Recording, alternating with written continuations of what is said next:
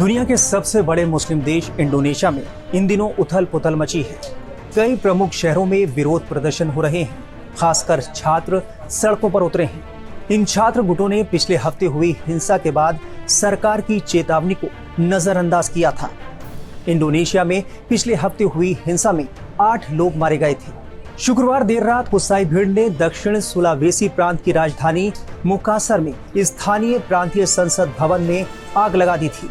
संसद भवन से 3 शव बरामद किए गए थे, जबकि इमारत से जान बचाकर कूदने की कोशिश में 5 लोग गंभीर रूप से झुलस और जल गए थे। ये इंडोनेशिया में बीते 2 दशक में हुई सबसे बड़ी हिंसक घटना बताई जा रही है।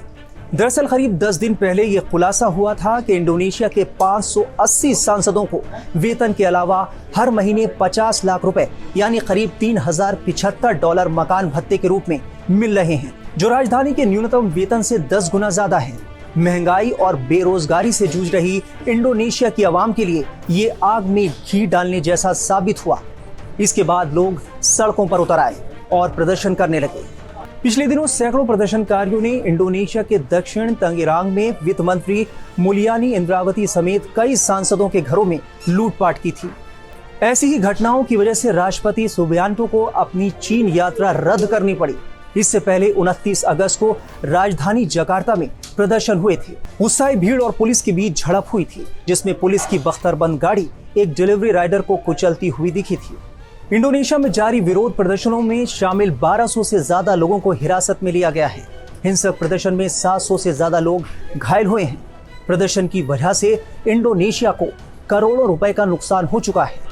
भारी सैन्य गश्त के बावजूद राजधानी जकार्ता के अलावा कई शहरों में विरोध प्रदर्शन बदस्तूर जारी हैं। जकार्ता की मुख्य सड़कों पर सेना तैनात है। छात्रों को ऑनलाइन क्लासेस लेने और कर्मचारियों को घर से काम करने को कहा गया है। इंडोनेशिया की मौजूदा प्रोबो सुबियांतो सरकार पर व्यवस्था बनाए रखते हुए सुधार लागू करने का दबाव बढ़ता जा रहा है। सुरक्षा बलों की सख्ती के बावजूद विरोध प्रदर्शन जारी है। शांति के लिए पहल करना अब राष्ट्रपति के हाथ में है। ऐसे हालात के मद्देनजर वो क्या फैसला लेते हैं, ये देखना होगा। इंडोनेशिया में उथल पुथल के बीच अभी ये साफ नहीं है कि विरोध प्रदर्शन आगे किस ओर जाएंगे। 2024 में राष्ट्रपति बनने के बाद प्रोबो के लिए ये सबसे बड़ी चुनौती मानी जा रही है। इंडोनेशिया में हालात इस कदर बेकाबू हो चुके हैं कि सेना ने मोर्चा संभाल रखा है। प्रमुख स्थानों पर स्नाइपर तैनात किए गए हैं।